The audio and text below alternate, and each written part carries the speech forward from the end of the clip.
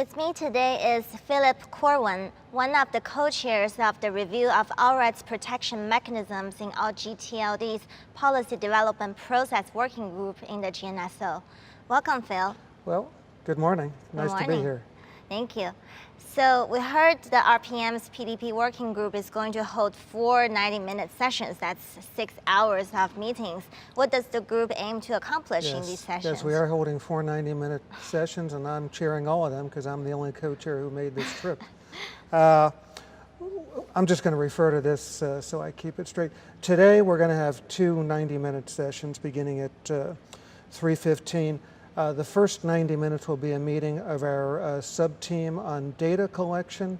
Our working group is the guinea pigs for the first, under the new mandate from GNSO Council to base all policy recommendations in data analysis. So our 2 sub-teams on the Trademark Clearinghouse and Sunrise registrations have identified data needs to answer our charter questions.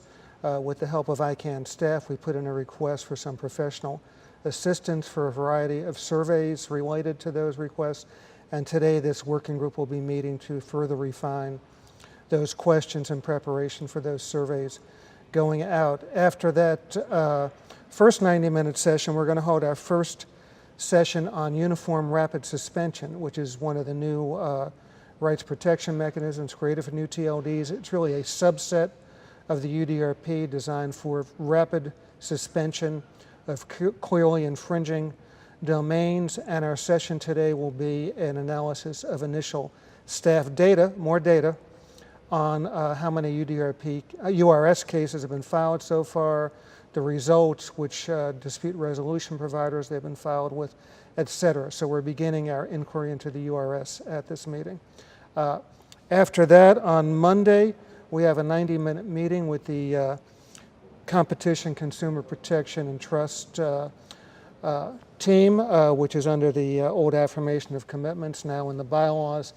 They're going to be discussing their findings regarding the efficacy of the RPMs, and we'll be taking that into consideration for the rest of our work. And then on Thursday, on the last day of the working meeting, we're holding a session to get user experience with the URS so we can hear what people like about it and what they don't like about it so far with that RPM. So that's what we have planned for our 6 total hours of sessions at this ICANN meeting. Wow, that's a lot of sessions and very substantive. So can you elaborate a little bit more on this data collection effort? Well, yes. As I noted, in the late 2015, the GNSO Council unanimously passed a resolution requiring all working groups going forward to the maximum extent feasible to base their policy recommendations in hard data collection and analysis. So we're operating under that mandate now. We've formed sub-teams for all of our charter questions to consolidate the questions, eliminate duplicative questions, render the questions neutral so they're not biased one way or the other, and then identify what data would be needed to answer each of them and identify where that data is available and where we're going to need to develop data. Unfortunately, the RPMs were not developed with data collection in mind from the beginning, so we're laboring under that burden of having to develop data retroactively to analyze these questions. We've identified a dozen areas where we need additional data. In about half of those, staff will be able to collect that data, ICANN staff, on behalf of the working group, but for the other half, we need to get together with professional survey designers and design surveys going out to contracted parties, to trademark holders, and to general domain registrants to gather the data we need to objectively and informatively answer those questions. So that's what's going on now.